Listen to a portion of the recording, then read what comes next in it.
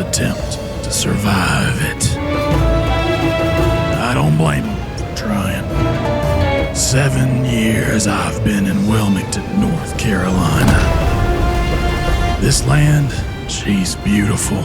She will also absolutely destroy you. The heat here ain't like nothing I ever knew. Humidity wraps around you like a wet blanket.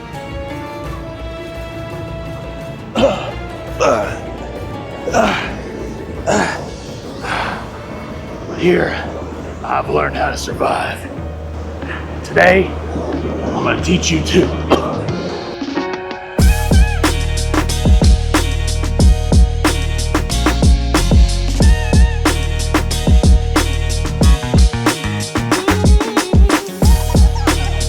All right, first things first, everything here is trying to kill you.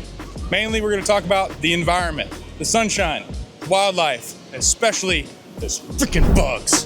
The humidity makes it more difficult just to do everything. So wear breathable layers like tank tops and be prepared for the sun. I see way too many college frat bros every summer come out here and look like they have borderline skin poisoning because they spent all day long without putting any sunscreen on. And you have to reapply. Check the UV index. Another part of the environment that's actively trying to kill you that no one tells you about here is bugs. And not the fun kind like in A Bug's Life where they're trying to like overthrow their government. 3 main categories that I hate: mosquitoes. Duh. Mosquitoes like still bodies of water, humid environments, and lots of blood to suck.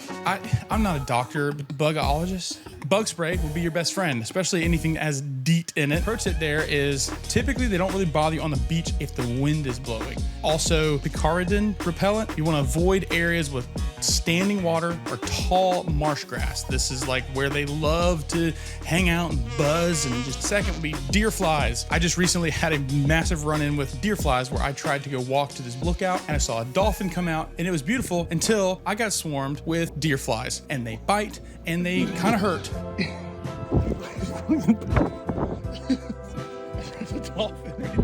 There are ways to avoid it, like wearing apparently light colored clothing and putting on DEET or picaridin. But just generally speaking, if there is no wind and it is humid and warm, you are not alone. Those bugs will find you. My least favorite is the no-see-ums, which is these tiny little biting gnats that fly around in a group, and you will actually walk through them and they'll come all over you. And they're really bad at the beach and there's no wind at dusk and dawn. Drive me flipping crazy. Listen, I'm uncomfortable and my shoes are wet, and that's because I didn't plan. We're gonna talk about planning effectively for the beach. If there's one thing I know how to do, it's beach. Let's talk about how to have the best beach day possible. Look, I'm kind of like Ken from Barbie. There's one thing I know really, really well. It is how to beach. Here are some tips that I've developed to help you strategize your beach trip. First is just be aware of the main times that people go to and leave the beach. This is gonna be in the morning, late morning when it's most convenient, and be aware that parking on Wrightsville Beach can be an absolute nightmare. For example, the first time that I parked on Wrightsville Beach, I think it was in July on a Saturday, and I'm probably going at like 10:30. There's not a parking spot anywhere. This is crazy. So we drove around probably 5 or 10 minutes. Finally, you know what? I'm dropping you guys off. I'm gonna go find a parking space, which took me, I think, almost a full hour. Well, all you need is one person. What you do is you have that person go early, talking 7, 8 at the absolute, I mean, 8 is too late, 8 is too late, 8 is too late, 8 is too late. That way you and your friends or whomever and the rest of your family can take an Uber over, get out, enjoy your beach day, and then a short walk to the car. If you have kids with you or someone that is elderly, the 2 spots that I recommend first will be Johnny Mercer or Oceanic. Both of these piers have public bathrooms and also showers and stations, foot wash stations, but also actual showers where you can wash off yourself, your kid, your grandma. I don't know. These spots will fill up first, so I recommend getting there earlier, but both of them also do have more parking. If you want to be closer to some food, Johnny Mercer's is probably a better pick there just because you do have Shark Bar and Palm Room right there. But most of the food is really going to be concentrated right in the middle of the island, Stone Street, Access 29, which is going to be like impossible to find. I highly recommend not leaving your parking spot for lunch. Someone will steal it. In my opinion, the best move is go to downtown, go find breakfast, go find lunch somewhere other than the beach, and then you could time out getting to the beach when everyone's leaving in the early afternoon. Then you find the best parking spot and you get there as it's cooling down and you can catch the sunset. All right. I know the beach is our main attraction, but there's still plenty to do that's not at the beach. Let's talk about all the things you can do not on the beach, okay? If you're sick of the beach, don't forget about the Wilmington Riverwalk. This is downtown and it is nearly 2 miles of wooden boardwalk along the Cape Fear River. You're gonna walk by local boutiques, cafes, there's riverboat tours. The Battleship North Carolina is right there where you can go tour. That's fantastic for kids. Go downtown, walk around, buy from local vendors. That means a lot. They need it, and that tourism really, really helps. Also, you've got Airlie Gardens, which is right there off the beach. It's a beautiful 67 acres, ancient live oaks, and one of the deepest histories in the region. Less than 10 minutes from Wrightsville Beach. You got Carolina Beach State Park.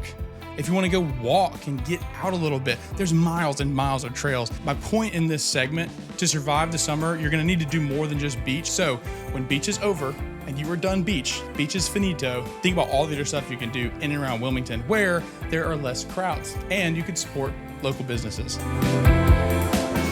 All right, last rule we're going to talk about, don't be an okay? There's lots of people that live here. Be respectful. Let's talk about ways you can treat this beach and the locals with respect. I don't know what it is. Some people, when they visit and vacation to Wilmington, their IQ drops as soon as they go over the Cape Fear Memorial Bridge, just dropping, oh my gosh. Wilmington is a huge tourist city, and that means that our city will expand and have these huge seasonal influxes where our infrastructure is already barely keeping up with the amount of people that live here. And then you add 50 to 80,000 tourists that are coming into Wrightsville Beach for the weekend. Just be ready for some congestion and traffic. And with traffic comes people getting irritated. When people get irritated and impatient, they start to drive like crazy, and they actually will put other people in danger. Second, trash. Control your trash and your litter. If you go to the beach and you bring stuff with you, you better leave carrying everything. Fishing line, tackle, children, your grandma, every single thing, because it's not like there's a garbage truck that goes up and down Wrightsville Beach. That stuff gets picked up by birds and eventually makes its way into the water where marine wildlife literally can choke and die on it. I've seen pelicans with fishing lines wrapped around their beaks. We have loggerhead turtles that make nests here. You can have fun here and play here, but just respect the environment. That's what we love about this area. It's so beautiful. Keep it that way. Also, don't dig giant holes on the beach and leave them there. If you want to dig a hole for fun while you're there and play like a dog and yeah, whatever. But when you're done, fill that back in, because first and the most practical is there's a lot of people that use the beach at night and they're walking along the beach and then all of a sudden there's a giant hole.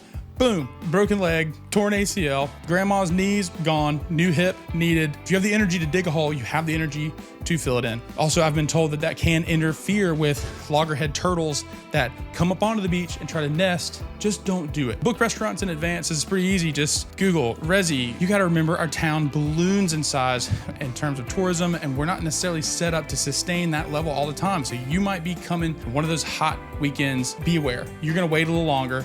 Be nice. All right, that's it for the survival guide. There's plenty more you need to know, but this will get you started. If you're looking to buy or sell real estate or move to the area and you want to work with a realtor that's normal, I'm probably not your guy. But if you want someone that's going to commit to you, like I'm committing to the bit right now, give me a call. I would love to work with you.